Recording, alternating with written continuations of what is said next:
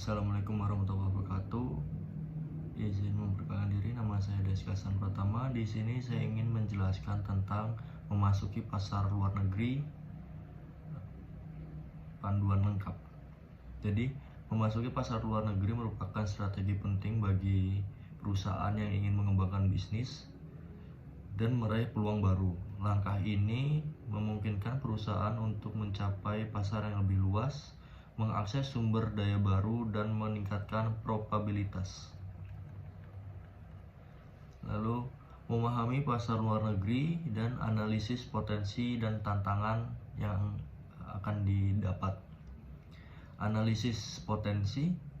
Menganalisis potensi pasar luar negeri meliputi studi pasar, analisis kompetitif, dan identifikasi, memahami kebutuhan dan preferensi konsumen, serta tren pasar sangat penting. Lalu, tantangan pasar luar negeri adapun perbedaan budaya, perbedaan regulasi, perbedaan bahasa, dan infrastruktur merupakan tantangan utama. Tantangan lain termasuk persaingan yang ketat, resiko politik, dan fluktuasi nilai tukar. Lalu selanjutnya mencakup strategi memasuki pasar luar negeri dan perencanaan persiapan. Yang pertama, adapun penetapan tujuan dan strategi. Tetapkan tujuan yang jelas seperti peningkatan penjualan, peluasan pasar, atau pengenalan produk baru. Itu sangat penting karena mencakup segala hal yang dibutuhkan dalam untuk mencapai strategi yang diinginkan.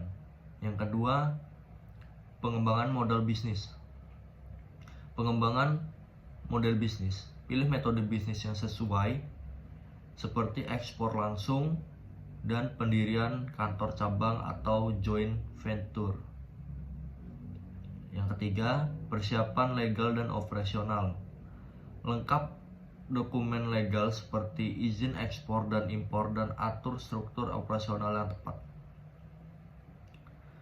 Yang keempat, analisis resiko dan strategi mitigasi. Identifikasi risiko dan kembangkan strategi mitigasi untuk mengurangi dampak negatif. Lalu, pemilihan negara tujuan atau kriteria dan pertimbangan. Yang perlu dipertimbangkan memilih kriteria yaitu yang pertama, potensi pasar. Pertimbangkan ukuran pasar, pertumbuhan ekonomi, dan tingkat konsumsi yang terjadi di pasar tersebut.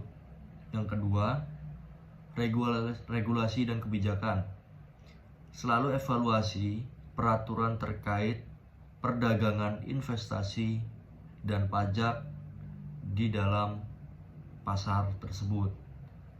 Yang ketiga, infrastruktur dan logistik. Selalu pertimbangkan ketersediaan infrastruktur seperti transportasi dan komunikasi serta sistem logistik karena mencakup segala jenis ketentuan dan keberanian. Yang keempat, budaya dan bahasa. Pahami budaya lokal dan kebiasaan konsumen untuk komunikasi dan strategi pemasaran yang lebih efektif. Lalu, membangun jaringan dan kemitraan di pasar luar negeri. Adapun itu mencakup pameran dagang, seperti hadiri pameran dagang untuk bertemu dengan calon mitra bisnis dan mendapatkan informasi pasar. Lalu, organisasi bisnis. Bergabung dengan organisasi bisnis lokal untuk membangun koneksi dan mendapatkan informasi yang penting. Lalu yang ketiga, perusahaan konsultan. Manfaatkan jasa perusahaan konsultan untuk mendapatkan dukungan dan memahami pasar dan mengembangkan strategi yang tepat. Yang keempat, jaringan profesional. Bangun jaringan profesional melalui platform online dan offline untuk memperluas koneksi kita. Lalu menyiapkan produk dan layanan untuk pasar luar negeri. Kita perlu adaptasi produk sesuai produk atau layanan dengan kebutuhan dan preferensi konsumen lokal seperti ukuran, warna, atau fitur tambahan. Lalu adapun yang perlu kita tambahkan yaitu standar dan sertifikasi. Pastikan produk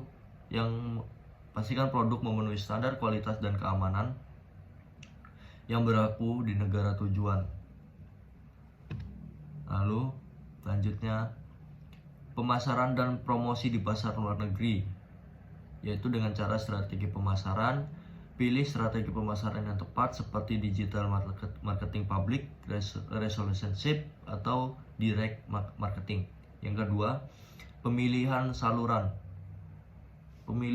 pemasaran yang efektif seperti media sosial, platform e-commerce, atau toko retail. Lanjutnya yang ketiga, lokasi konten.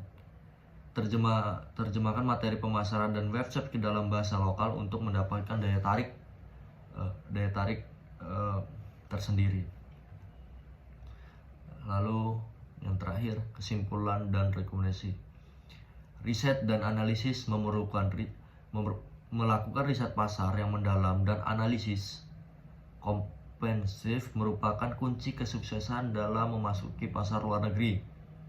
Lalu membentuk kemitraan. Membangun kemitraan yang strategis dengan perusahaan lokal dapat mempermudah potensi penetrasi pasar. Lalu adaptasi dan fleksibilitas. Perusahaan harus mampu beradaptasi dengan kondisi pasar yang dinamis dan fleksibel untuk menghadapi perubahan.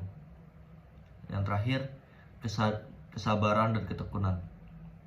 Memasuki pasar luar negeri membutuhkan waktu dan upaya yang cukup lama untuk kita beradaptasi di pasar luar negeri tersebut.